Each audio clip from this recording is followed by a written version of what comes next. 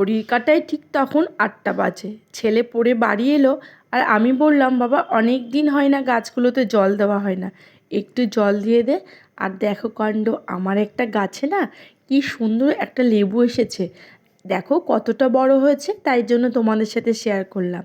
আর এটা কিন্তু পাতিলেবু, নাম হচ্ছে কলকাতা 12 মাসি লেবু। আর এইদিকে ম্যাঙ্গো, রিও দুজনে ডাকাডাকি করছে।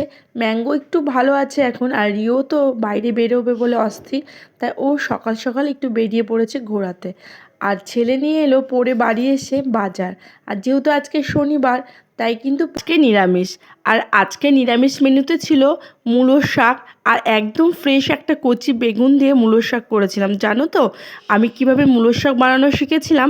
আমাদের বাড়ি এক দিদিভাই বেড়াতে এসেছিলো, তো সেই দিদিভাইটা বলেছিল মূলো শাক খেতে কিন্তু খুব টেস্টি হয়, স্বাদ বেড়ে যাবে যদি মূলো শাকগুলোকে ঝিরঝিরি করে কেটে একটু হালকা প্রেসারে সিটি দিয়ে কালো জিরে তেলের পরে দিয়ে আর ছোট্ট ছোট্ট বেগুনকে কেটে নিয়ে লঙ্কা দিয়ে ভাজা ভাজা করে তারপর যদি মূলো শাকটা দাও।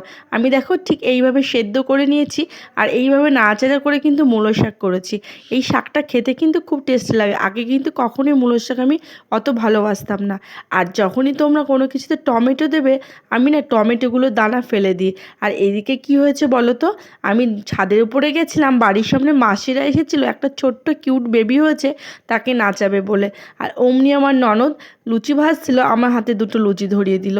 আর এখানে আমি আজকে কিন্তু পনিরও রান্না করেছি, একদম মশলা টশলা সমস্ত কিছু কষিয়ে পনিরগুলোকে ছেড়ে সুন্দরভাবে রান্না করেছি। তোমাদের সাথে কথা বলতে বলতে কিন্তু আজকে টুকটুক করে বেশ কিছুগুলো হয়ে এলো।